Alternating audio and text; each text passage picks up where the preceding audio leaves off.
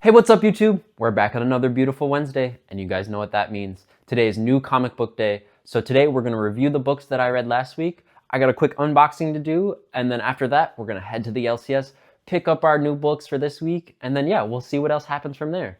Let's jump right into it. All right, I have here with me the books that I read last week. I had a lot of books last week if you guys watched my last week's vlog, so I'll try to be quick in going through them, but a lot of them were really great last week. Let's jump right into it. All right. Starting off, we have Supergirl number 13, written and drawn by Sophie Campbell. This was a pretty good issue of this. I haven't been super interested in the last couple issues with the Cyborg Supergirl stuff and the Black Flame villain. I'm not super familiar with, or I don't know. It just seems like a kind of generic villain of the week type of thing, but overall, not bad. I love Sophie Campbell's art, and I like her characterization for Kara in this book. It's a little less serious than some of the other Kara's characterizations that I read, so I enjoy that. All right, next up, we got Barbara Gordon Breakout number 1, written by Mariko Tamaki, art by... Oh, I forgot their name again. I said I was going to put their name on screen last video, and I totally forgot, so I will try to remember to do that for this video. Anyway, this kind of leads right out from Batman issue 8 or 9, I don't remember, the last Batman issue. And it kind of reveals in this that this was pretty much all part of the plan for Barbara Gordon. This was her plan to get put into jail, to figure out what's going on with some of these mystery deaths happening in the Supermax prison. So yeah, it was a pretty good setup issue. I don't mind, the art's pretty good. Yeah, we'll see how the story goes. It's pretty interesting. The cliffhanger at the end, spoiler alert, someone's in her cell and we don't know who it is. But yeah, I'm not too mad about this one. I always enjoy Barbara Gordon, so for her to have her own book, I'm not mad about it. Next up, we have Action Comics 1098, written by Mark Waid, art by Skylar Patridge. Yeah, just another episode of the Superboy Action Comics arc that we have going on right now. I think my favorite part of this, not really the villain, not really the other Justice League members coming back in time to check in on Clark. My favorite part of this was the Lana Lang storyline with Mary Marvel as well, kind of making Lana Lang jealous because Lana Lang has been upset with Clark because he keeps ditching her to go do Superboy stuff because people need to be saved. But yeah, I thought that was really compelling and really fun, and I enjoyed that part of the read a lot. Other than that, yeah, like I said, I'm not really super invested in the villain epoch or anything like that. So yeah, next up we have Fury of Firestorm number 2, written by Jeff Lemire, correct? Yeah, Jeff Lemire, art by Rafael De La Torre. Man, I don't know if you guys have heard my takes on this, but this wasn't really I wasn't supposed to pick this up last week. It just was still on my pull list. I forgot to remove it. And honestly, I'm not mad about it. I really enjoyed this issue. I never really read Firestorm before, so I'm not super familiar. But this issue was pretty much like a origin issue for Firestorm. So I got to learn a little more about his origin and the character of Ronnie Raymond and Dr. Stein. Yeah, I thought this issue was great. I think the art was super good. There was one splash page in here that if you guys read this, I'm sure you guys know which one I'm talking about, where it was kind of like Firestorm in space, and that splash page was super duper cool. But yeah, I'm actually really enjoying this, and I'll probably keep picking it up. I'm probably gonna drop Fireborn. I read the number 1 of that. I think that's coming out this week or next week. Maybe it already came out this month. I don't know. Probably dropping that, and I'm gonna keep this on my pull list. I have one Fire book on my list. No Fireborn. I got Firestorm. Anyway, next up, I'm gonna preface that the last 4 books I all gave a 5 out of 5 on Comic Geeks. I thought these were all great books this week. So, yeah, I'll keep these probably about pretty even though the last one was like on a million out of 10, I'd say. Anyway, next up we have Dork number 4, written and drawn by Brett Bean.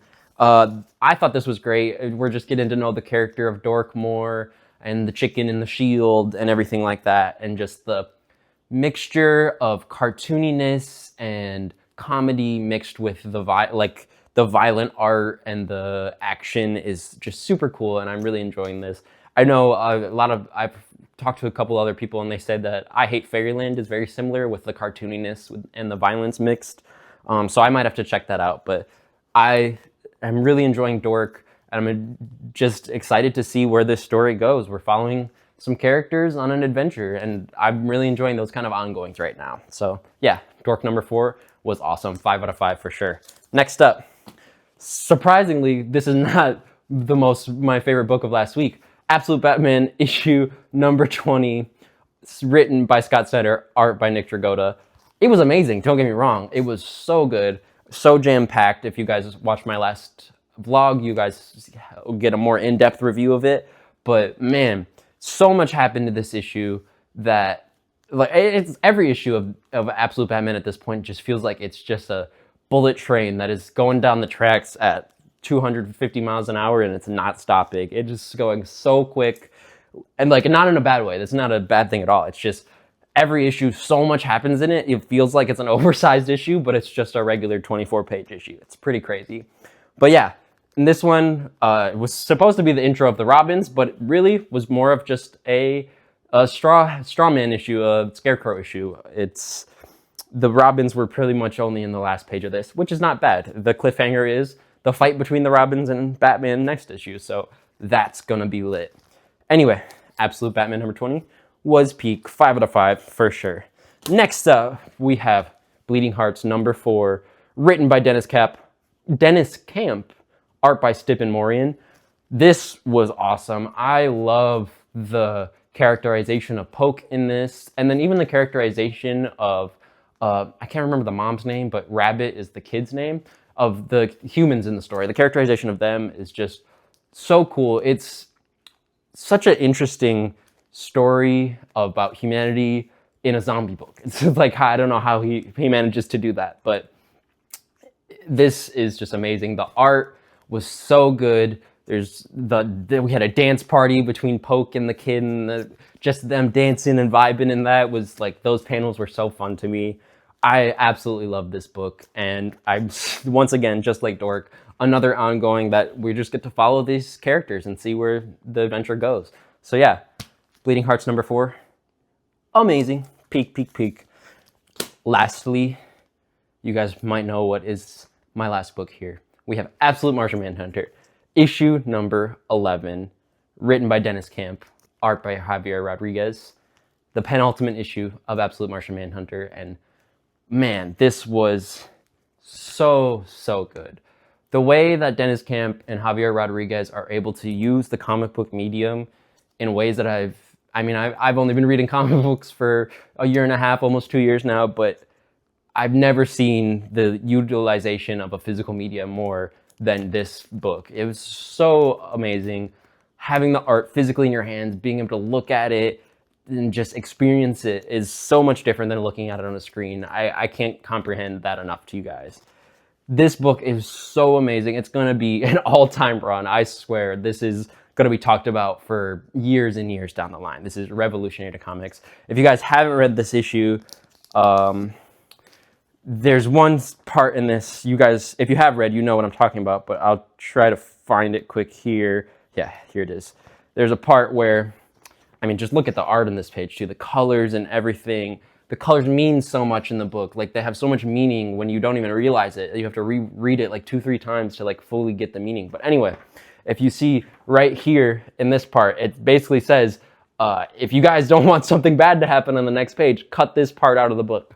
I didn't cut it out because this is my only copy and I don't want to destroy the book. Maybe I'll get another copy to cut it out. But essentially, on the backside of this, a bunch of people die. So if you don't want that to happen, you cut this out, and then those people don't die. You kind of save them. So it's just a very interesting way to use the comic book medium that I've never seen used before, and I think that is so cool. But yeah, super excited for the last issue of this. I honestly don't want it to end, but I know it has been said that Dennis Camp and Javier Rodriguez are working on another DC book together right now. So hopefully that's going to be just as good as this. But yeah, that is everything that I read for last week.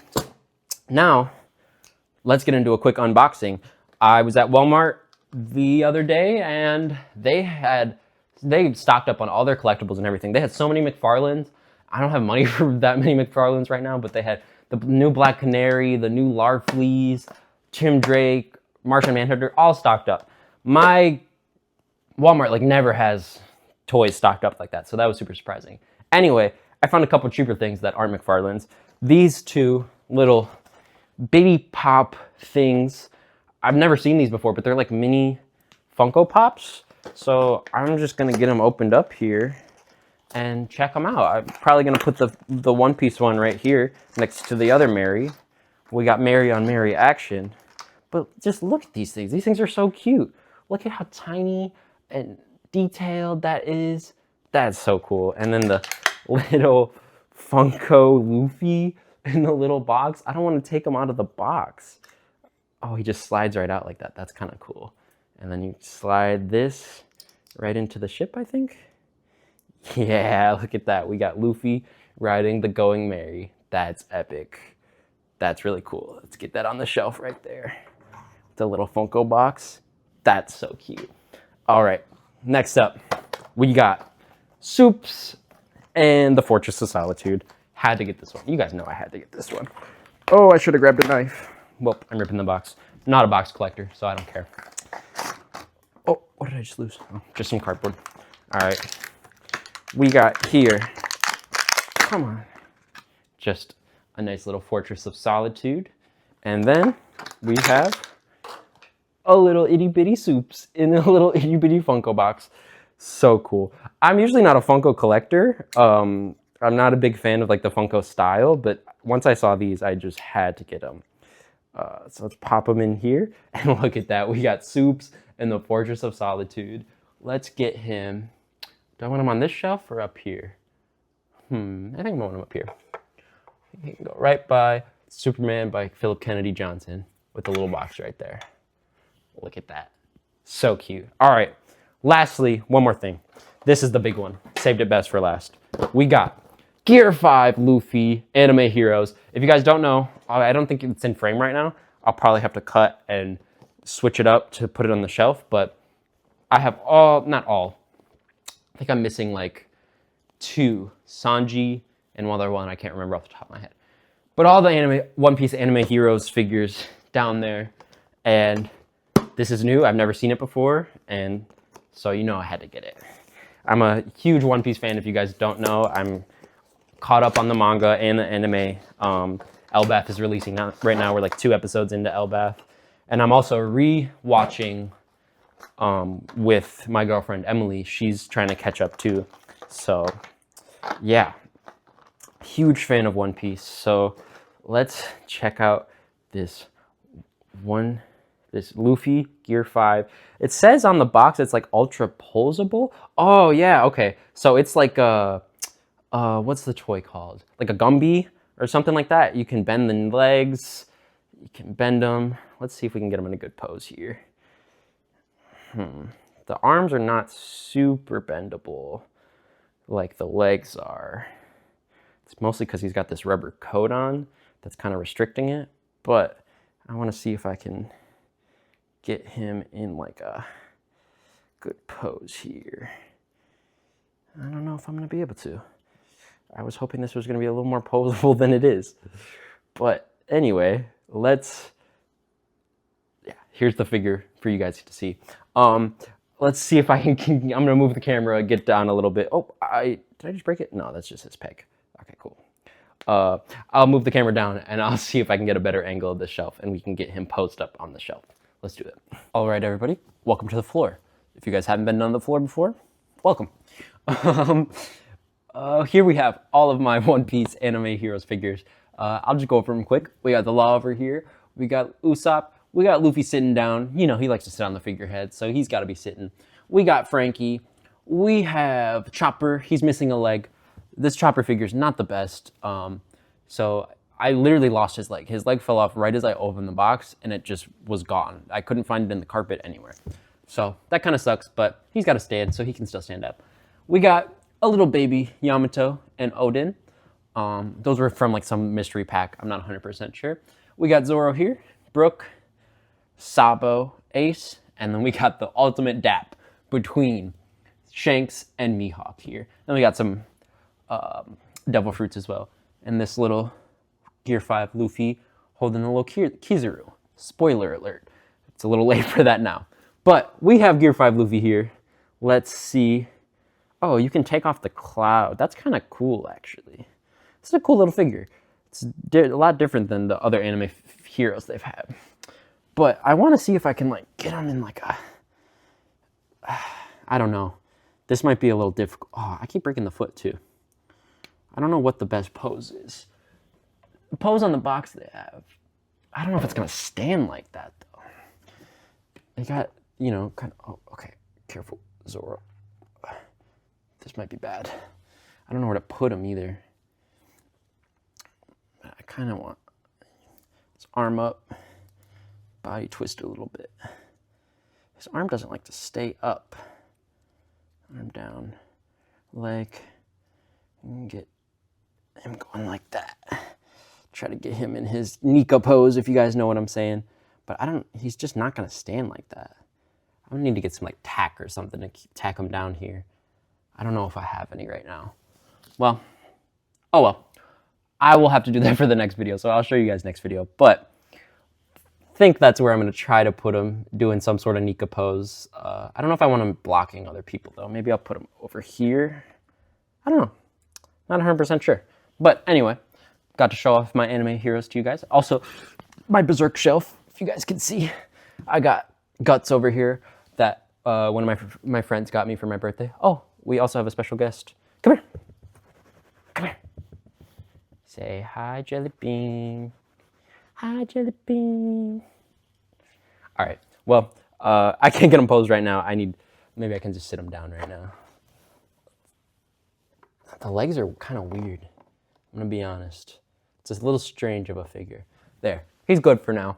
I'm going to get some tack, and hopefully I'll be able to get him posed up. But that being said, let us head to the LCS and go pick up our pulls. All right. We have arrived at Lost World of Wonders.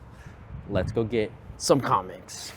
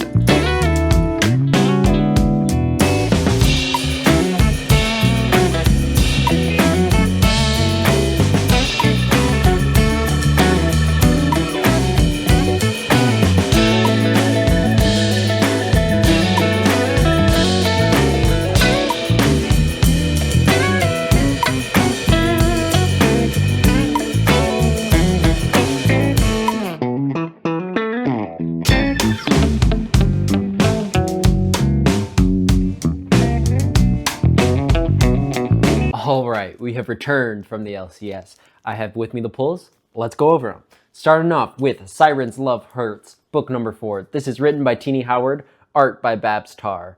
I mainly picked this one up for my girlfriend.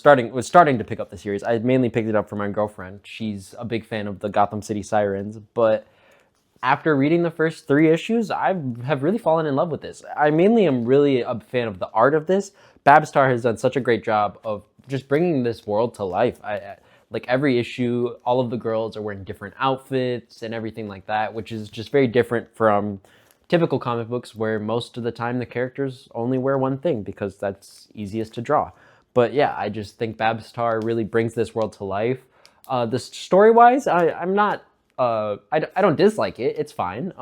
It's not my favorite thing, but it's not the worst thing in the world. But yeah, overall, very much enjoying this. Excited to see how they conclude it.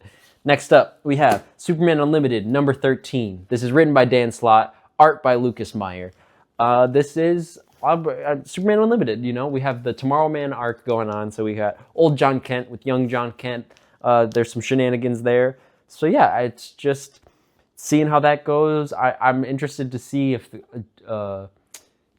John Kent will keep his Tomorrow Man name or if he'll go back to being Superman.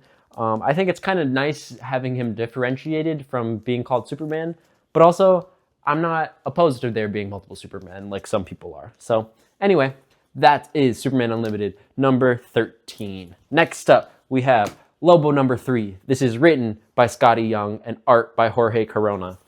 I've really enjoyed this series so far. I'm enjoying Lobo as well. This is the first like Lobo I've read of anything, except he's probably been in something I've read one time. But other than that, this is the first like actual Lobo book I'm reading, and you get to get the full sense of the character and his mannerisms and everything like that.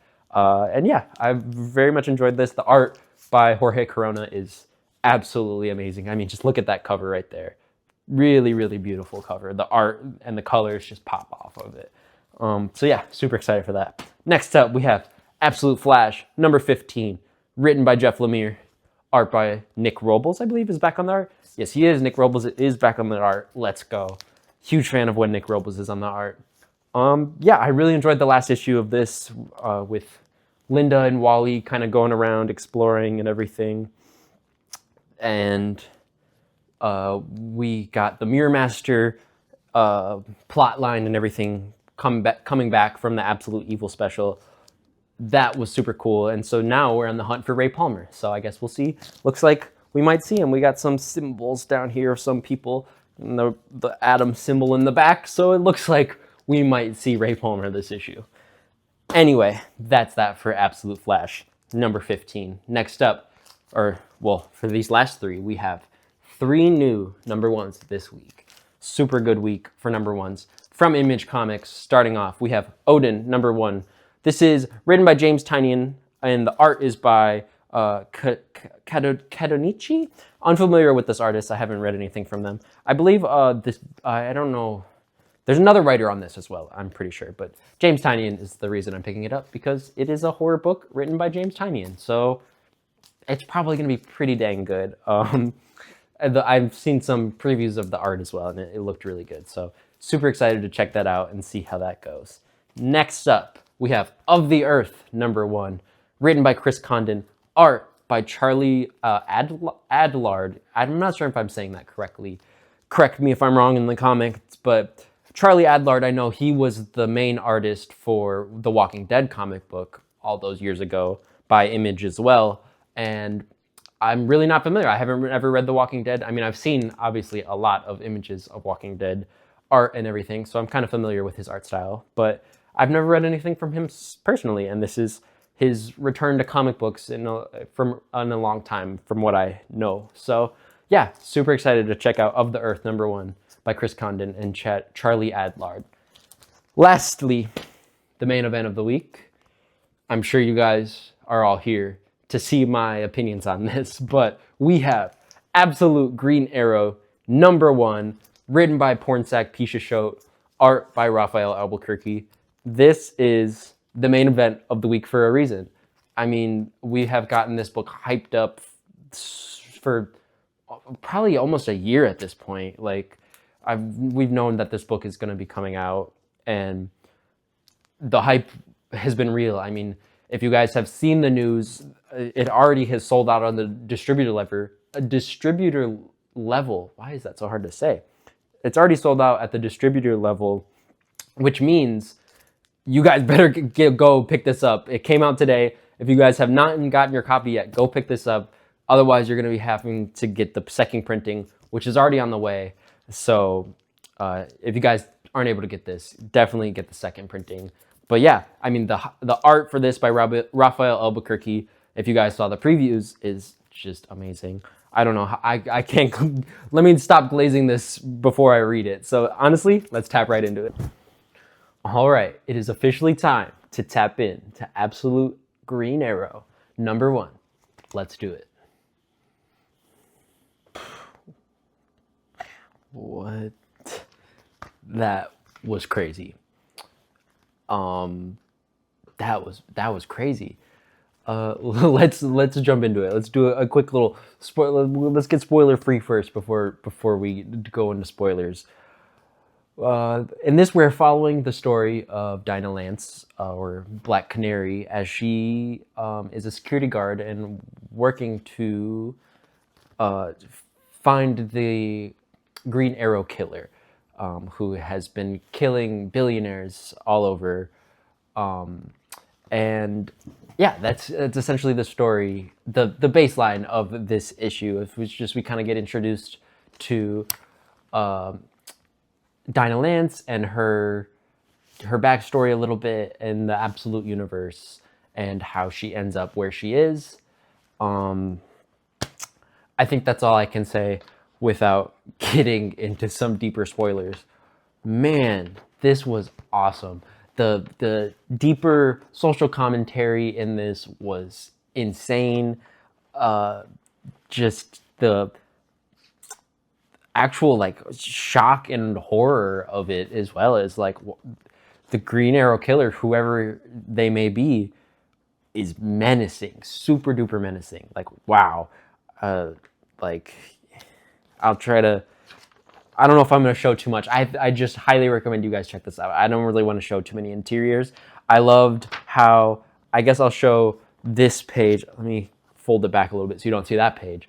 I love how Raphael and Albuquerque and Pornsack Pisha Show are using like almost like this TikTok or shorts, whatever kind of format for the news, which a lot of times is how news gets spread nowadays. But yeah, we have these billionaires getting killed. Jubal Slade, who I'm assuming is the son of, or no, I guess Slade Wilson is his name. So I don't know, maybe that has no bearing in Deathstroke and Slade and everything like that.